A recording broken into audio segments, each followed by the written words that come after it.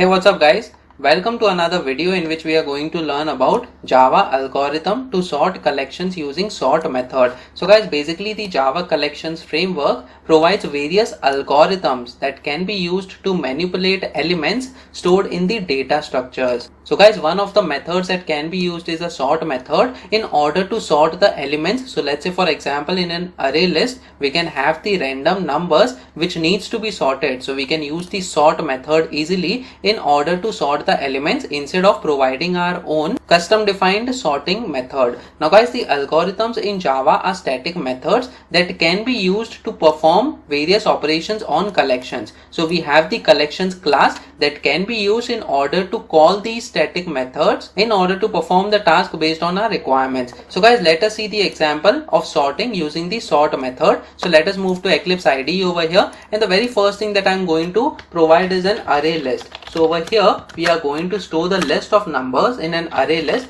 So the data type will be the integer data type between these angled brackets, that is open and close brackets. Now guys, over here I am going to provide the object name as numbers, and then we are going to have the new array list in order to declare this object. Now guys, let us say I want to add some numbers in this array list. So what we can do is we can use this object that is numbers over here followed by dot, and then we can add an integer. So let's say I want to add the integer as 4 over here. Now guys, similarly I will add more elements now. So I'll just copy this and paste this line of code on the other lines as well. And let's say over here I provide some more numbers, that is 5, 2, 1 and then 3.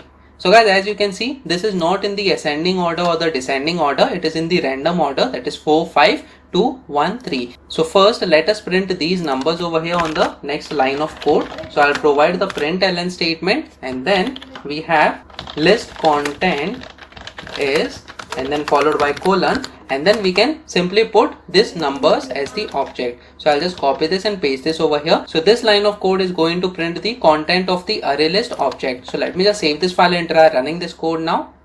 So as you can see, we have 4, 5, 2, 1, 3 in the order in which they were added. Now guys, if your requirement is to print these numbers in the sorted order, so what you can do? So over here we can use the sort method in order to sort all these numbers in the ascending order. So over here what I'm going to do is I'm going to use the collections class. So as you can see, when we type this collections over here, you can see this suggestion, that is collections class. So we will use that collections class followed by dot, and we have something called as sort. Guys, apart from this, there are many other methods that you can check, but over here we are going to use the sort method, and it is going to take a list as a parameter. So we are going to use this method over here, and we will provide this array list, that is numbers, as the parameter. So I'll just copy this and paste this over here. So guys, now what is happening is collections.sort, and then this numbers object as the parameter, it is sorting all the elements inside this list, that is numbers, and returning those sorted elements to this object, that is numbers again.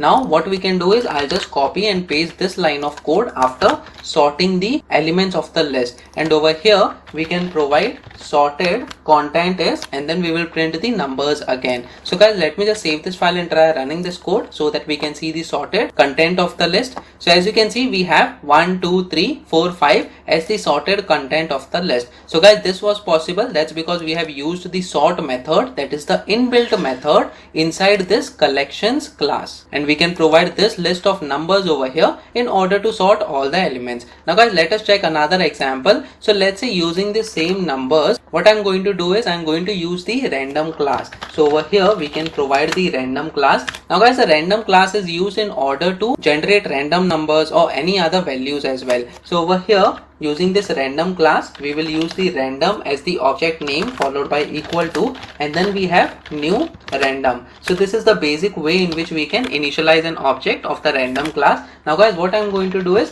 how many numbers I want. So let's say I want 20 numbers to be generated. So I will loop through int I, it is equal to 0, I less than 20. So this means that 20 times we are going to go inside this for loop followed by I plus plus, and inside this for loop I'm going to generate the numbers using this random object. So over here what I'm going to do is we will use this numbers object. So we have numbers followed by dot, and then we have the add, and then it is going to take integer as the parameter. Now how do we get the integer? Using this random object. So I'm going to use the random object followed by dot, and then we have something called as next int. So as you can see, we have next int over here, and then I'm going to use this next int followed by semicolon. Now guys, randomly integers will be generated and they will be added to this numbers list, and then after this, after 20 numbers are getting generated and added to the numbers list, first we are going to print the content of the list, and then we are going to sort the content of the